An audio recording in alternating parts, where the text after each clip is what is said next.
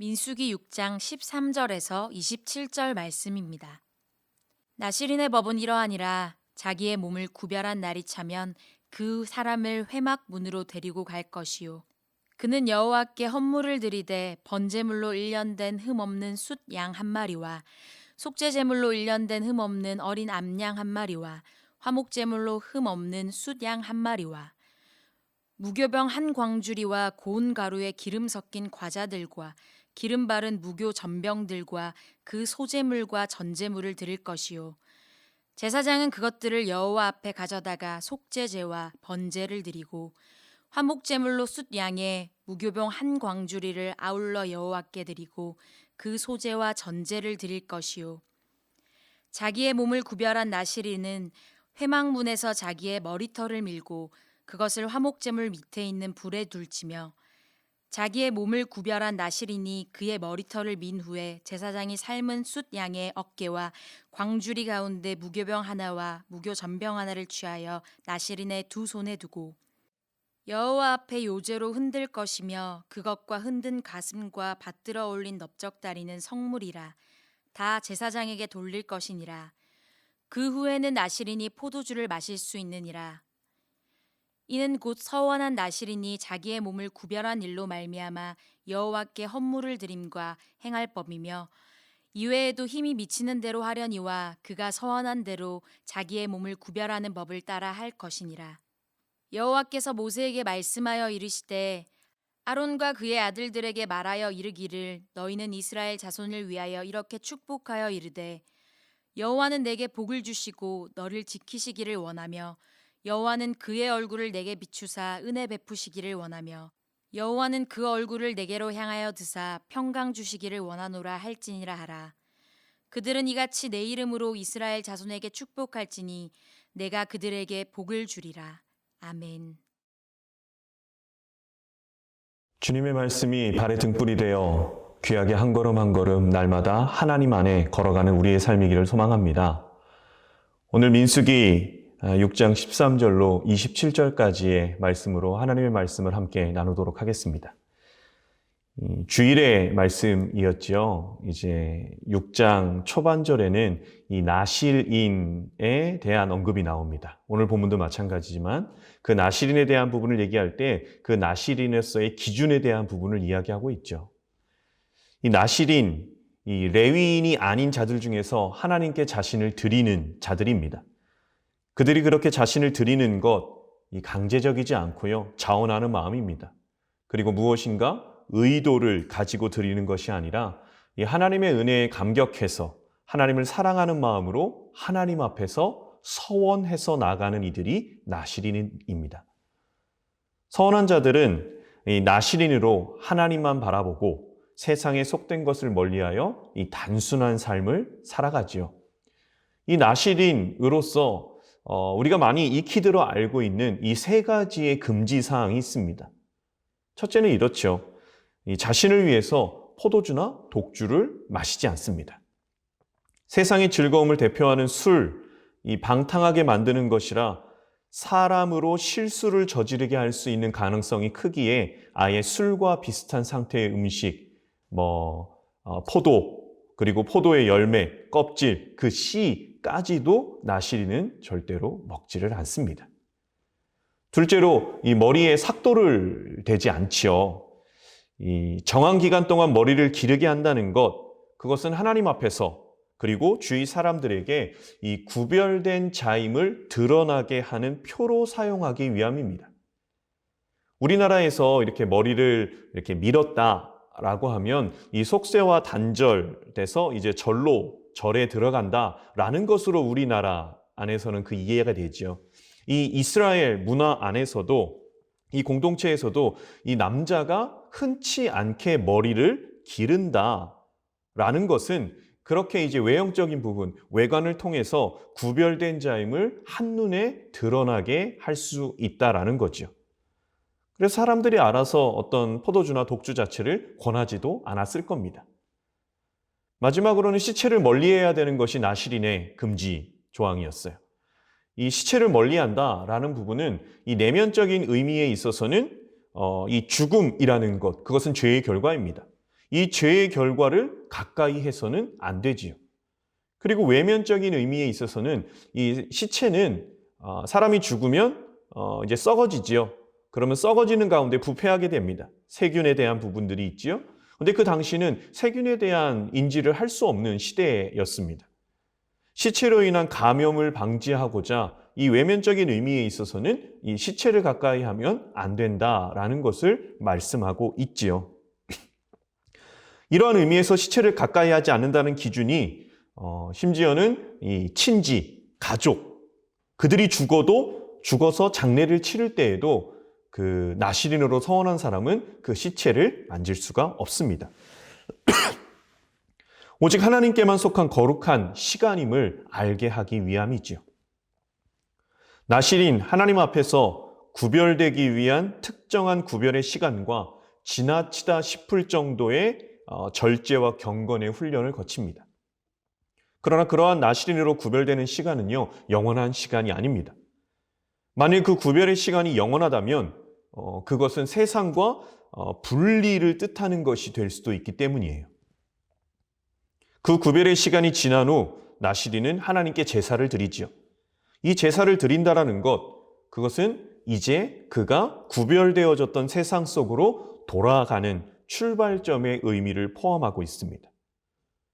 나시린의 정결, 하나님께 더욱더 나아가기 위한 1차적인 목적 외에 그들이 잠시 동안 분리되어졌던 그들의 공동체로 돌아가 그들에게 맡겨진 원래의 소명, 그 사명의 자리를 다하기 위한 과정이다라고 볼 수 있습니다. 이 같은 맥락에서 우리도 마찬가지입니다. 우리의 경건을 위한 노력, 영원히 세상과 분리를 뜻하지 않습니다. 믿는 자들은 종종 이렇게 구별되어짐이 필요합니다. 그러나 그것이 세상에 대해서 배타성이 아니에요.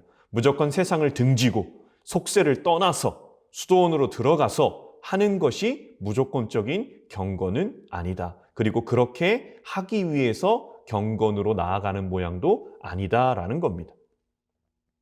물론 세상으로 돌아간다는 것, 이제 내가 막 살아도 된다라는 의미는 절대 아니겠죠. 주님은 우리를 그냥 빛이 아닌 세상의 빛으로 부르셨고 세상의 소금으로 우리를 불러주셨습니다. 이제 그 구별됨의 기간을 통해 더욱 세상에서 밝은 빛을 내야 한다는 거죠. 빛이지만 세상 속, 소금이지만 세상 안에 우리를 두셨다는 겁니다. 이제 구별의 날이 찬 그들은 하나님께 제사를 드립니다. 그것은 그들이 나시린으로서 구별된 삶을 산 이후에도 하나님이 그들의 중심이며 하나님의 뜻에 의해 살겠다라는 결단입니다. 하나님의 사람들, 세상 속에서도 구별된 삶을 살아야 되죠. 특별히 자신을 더 연단하는 과정이 아니더라도 세상 속에서 나의 주인이신 하나님을 의지하며 나아가야 됩니다. 또한 내가 아무리 구별된 기간, 또 경건의 훈련을 했어도 하나님을 의지하지 않고서는 실패할 수밖에 없음을 인정해야 됩니다. 우리는 자주 이 정도면 나는 되었다 하고 착각하는 경우들이 있습니다.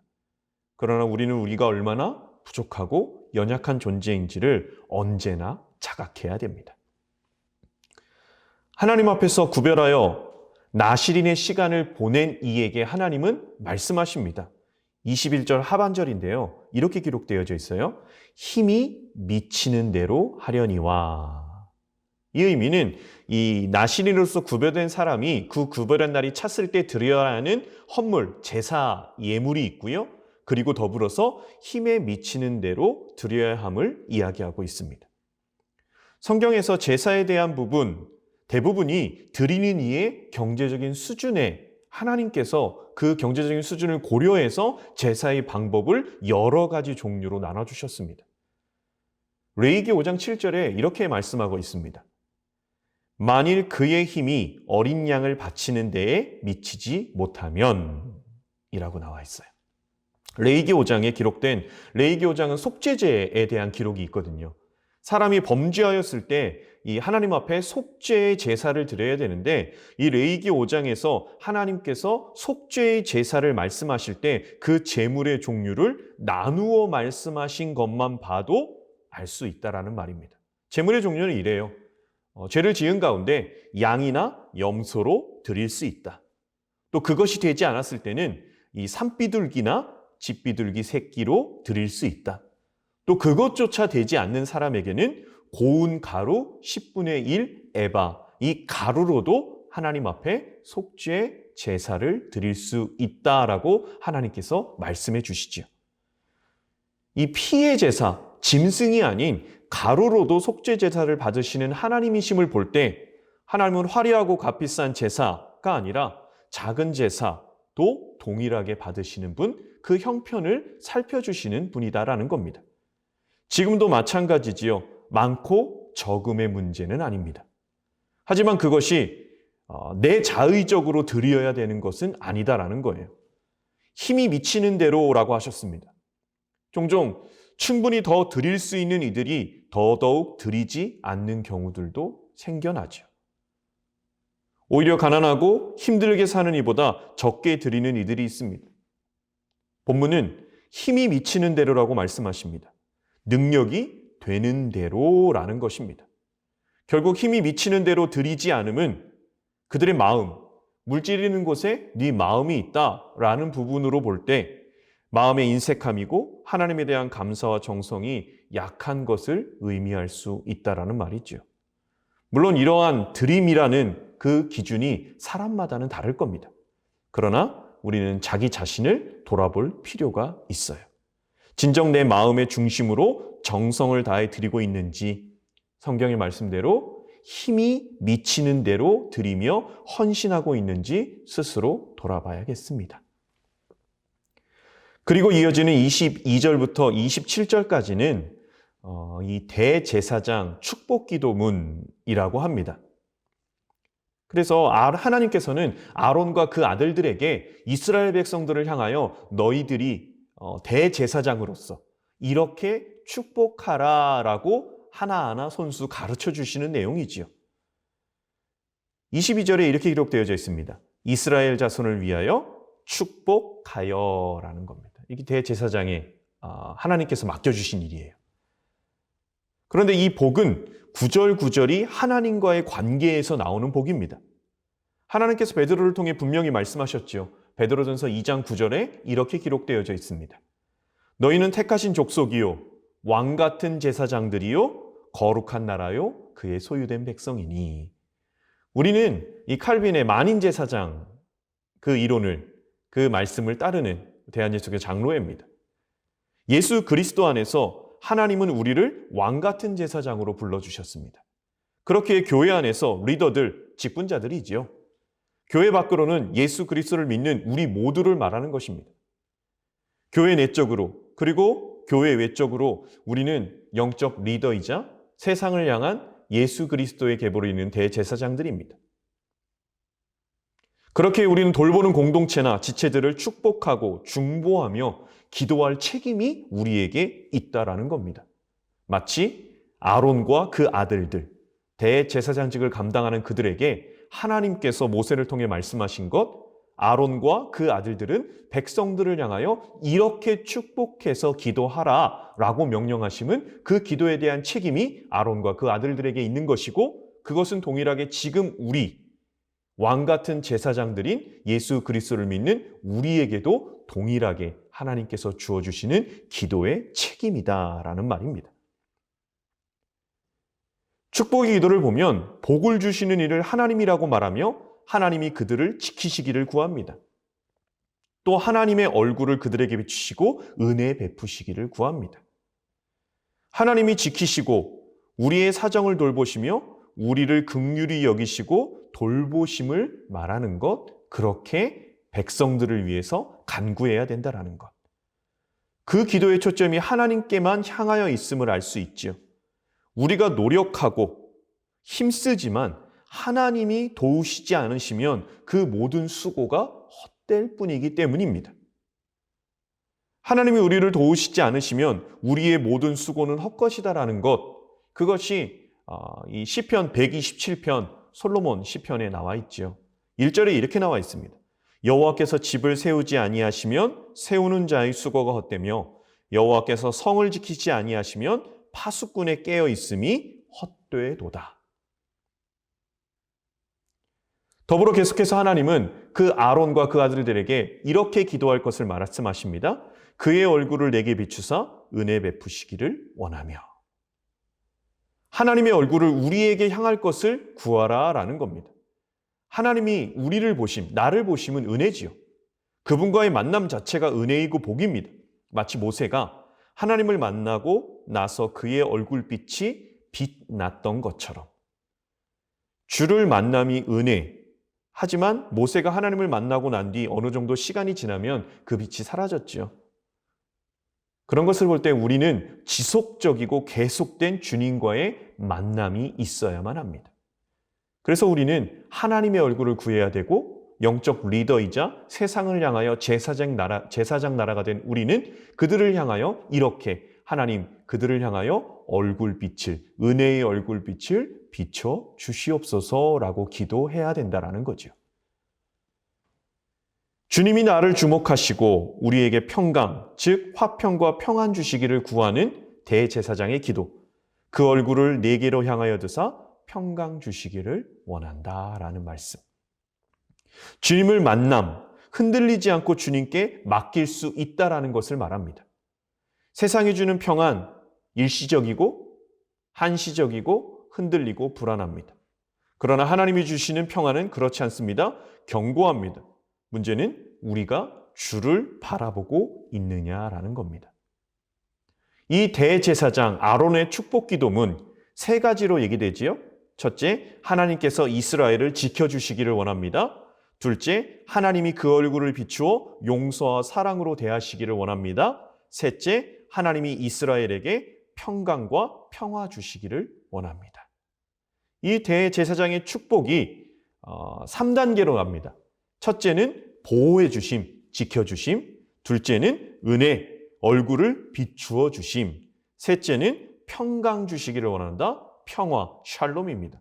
보호하심과 은혜와 샬롬, 형태로 복의 의미를 점층적으로 확대시키고 있습니다. 보호, 은혜, 샬롬으로 이어지는 축복을 하나로 모으면 그 결론이 평화예요. 샬롬이에요.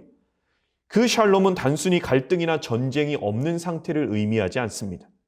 샬롬은 그의 모든 삶의 영역에서 완전하고 온전하며 세상의 그 어떤 것으로 흔들리지 아니하는 마치 다윗의 고백처럼 내 마음이 주님을 향해 하나님을 향해 확정되고 확정되었다라고 말하는 다윗의 고백처럼 그 어떤 외부적 환경에서도 흔들리지 않는 하나님을 바라보는 온전한 시선, 그렇게 가능케 하는 것이 바로 이 보호와 은혜와 마지막에 샬롬으로 이어지는 대제사장의 축복 기도로 연결될 수 있다라는 거죠.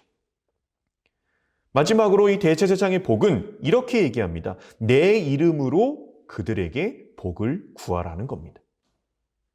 이것은 마치 도장과 같아요. 선물을 받는 것 좋은 일이지만 가장 중요한 것은 그 선물을 누구로부터 받느냐라는 겁니다. 주님께로부터 오는 것이라면 우리를 든든하게 할 수 있는 것. 그러니까 만약에 주님께로만 오는 그것만이 우리를 든든하게 할 수 있다라는 말이죠.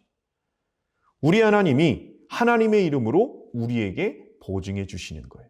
내 이름으로 구하라라는 거죠. 그런데 이러한 축복이 당시에는 아론과 그 아들을 통해 이루어질 수 있는 것이라면 이제는 우리 자신을 통해 이루어질 수 있는 은혜를 우리는 입은 자들입니다. 그것은 곧 우리가 내 자신을 위해 그리고 나와 속해져 있는 가족을 위해 이웃을 위해 공동체를 위해 교회를 위해 축복할 수 있다는 거죠. 바로 내 옆에 지체를 위해 이러한 복을 베풀어야 될 우리의 책임이 있다라는 말입니다.